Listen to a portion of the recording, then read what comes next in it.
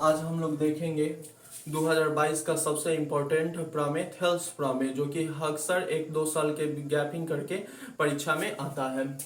तो थेल्स प्रमेय कहता है यदि किसी त्रिभुज की एक भुजा के समांतर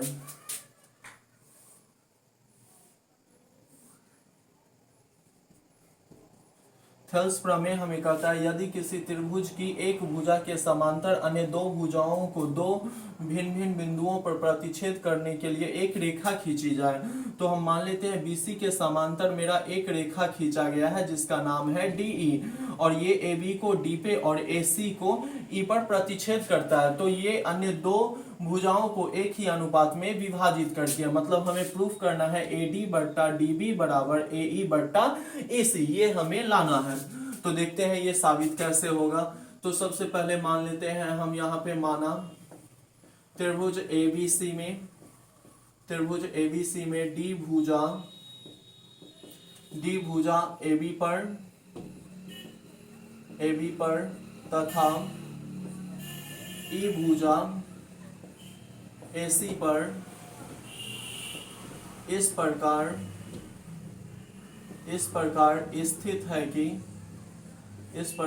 स्थित है कि DE जो है वो BC के समांतर है। तो सिद्ध करना है कि AD बट्टा DB बराबर AE बट्टा EC, यही हमें प्रूफ करना है। तो हम लोग देखते हैं ये कैसे साबित होगा। इसके लिए हम सबसे पहले बनावट करेंगे। बनावट में हम लोग क्या काम करेंगे, यहाँ से D से DN लंब हम खींचते हैं AC, पूरे भुजा AC पर लंब है। फिर E से हम लोग यहाँ पे EM लंब खींचते हैं AB, और उसके बाद हम यहाँ पे इसको मिला देते हैं, मतलब कि B E को और उसके बाद C D को मिला देते हैं। हम यहाँ डॉट लाइन लिख रहे हैं, मेन लाइन भी लिख सकते हैं, उससे कोई फर्क नहीं पड़ता है। तो बनावट में हम क्या काम कर रहे हैं, EM लंब AB और DN लंब AC खींचा तथा BE और CD को मिलाया। इसको हम मिलाने का काम कर रहे हैं। अब चलते हैं हम प्रमाण में। तो हम ADE और BED के क्षेत्रफल का अनुपात निकालते हैं। तो एरिया ऑफ ADE बच्चा में हो जाएगा एरिया ऑफ BED। तो हम लोग क्षेत्रमिति में पढ़ चुके हैं, त्रिभुज का क्षेत्रफल 1/2 आधार गुना शीर्षलंब होता है। तो ADE में आधार हो जाएगा मेरा AD, 1/2 आधार हो गया AD, और शीर्षलंब जो हो जाएगा ये हो जाएगा मेरा EM बच्चा में। अब BED में 1/2 आधार हो जाएगा DB, और शीर्षलंब जो हो जाएगा इसके लिए भी हो जाएगा EM, क्योंकि EM जो है वह त्रिभुज BED के भुजा BD पर बाह्य रूप से लंब है। तो EM से EM 1/2 से 1/2 कट गया। तो एरिया ऑफ हो गया ADE बच्चा में हो जाएगा area of BED is equal to हो जाएगा यहाँ AD, अब बच्चा में हो जाएगा DB। इक्वेशन हो गया 1। अब हम फिर चलेंगे त्रिभुज ADE और त्रिभुज CDE में। तो नाउ आते हैं हम त्रिभुज एरिया ऑफ ADE, अब बट्टा में हो जाएगा एरिया ऑफ CDE। तो 1/2 आधार, तो यहाँ पे आधार हो गया AE, और इसके लिए शीर्षलंब हो जाएगा मेरा DN। फिर CDE में देखते हैं, CDE में अब आधार हो जाएगा EC और शीर्षलंब हो जाएगा DN। तो 1/2 आधार जो हो गया यहाँ पे हो गया EC, और शीर्षलंब जो हो गया वो हो गया DN से DN 1/2 से 1/2 समाप्त। तो हो गया एरिया ऑफ ADE। अब बच्चा में area of CDE is equal to हो गया यहाँ मेरा ए ई, अब बट्टा में हो जाएगा ई सी, इसको इक्वेशन मानेंगे 2।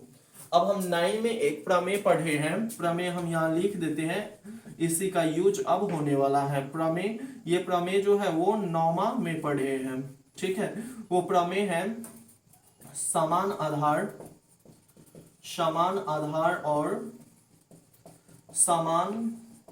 समांतर रेखाओं के बीच स्थित त्रिभुजों के क्षेत्रफल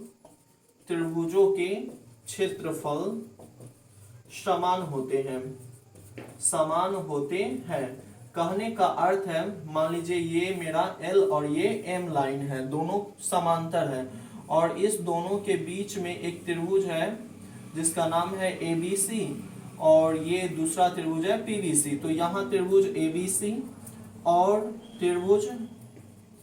त्रिभुज PBC में, दोनों में ये जो है BC, दोनों में BC आधार जो है वो समान है, और उसके बाद ये L लाइन जो है वो M के समांतर है, L लाइन जो है M के समांतर है। इसलिए एरिया ऑफ ABC, मतलब त्रिभुज ABC का जो क्षेत्रफल होगा वो PBC के क्षेत्रफल के बराबर होगा। ठीक उसी प्रकार हम यहाँ देख रहे हैं त्रिभुज BED और CDE में पहले से दिया हुआ है, DE जो है वो BC के समांतर है, ये पहले से हमें दिया हुआ है। उसके बाद हम देख रहे हैं BED में DE भुजा आया और CDE में भी DE आया, तो दोनों का आधार जो हो गया वो मेरा DE हो जाएगा, और DE जो है वह BC के समांतर है, इसलिए BED का जो क्षेत्रफल है CDE के क्षेत्रफल के बराबर होगा। तो यहाँ लिखते हैं हम, चूंकि त्रिभुज BED और त्रिभुज CDE समान आधार DE और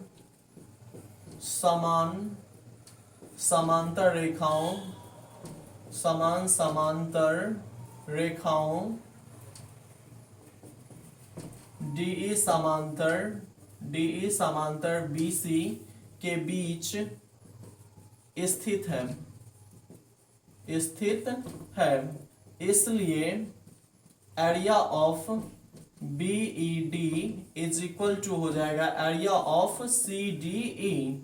तो आते हैं हम फ्रॉम इक्वेशन 2, समीकरण 2 से। समीकरण 2 हम लिख देते हैं, एरिया ऑफ, यहाँ दिया हुआ है ADE बटा CDE, तो एरिया ऑफ ADE बटा area of CDE is equal to हमें दिया है यहाँ AE बट्टा में EC, तो हो जाएगा एरिया ऑफ ADE अब बट्टा में हो जाएगा area of CDE, sorry CDE जो है यहाँ पे CDE ये जो है सो बराबर है मेरा BED के, और इधर हो जाएगा AE बट्टा में EC, ये हो जाएगा मेरा समीकरण 3। तो चलते हैं समीकरण 1 एवं 3 से। तो हम समीकरण 1 और 3 को देखते हैं। यहाँ पे 1 का LHS जो है ADE बटा BED का क्षेत्रफल है, और यहाँ भी सेम है, तो ये दोनों एरिया जो है वो LHS मेरा मिल रहा है, तो इसका RHS भी समान हो जाएगा। तो ये हो जाएगा मेरा यहाँ पे 1 में AD बट्टा में DB, और इधर हो जाएगा AE बट्टा में EC। यही हमें साबित करना था, हो गया प्रूव्ड। अगर आप लोगों को मेरा वीडियो अच्छा लगे तो मेरे चैनल को सब्सक्राइब कीजिएगा।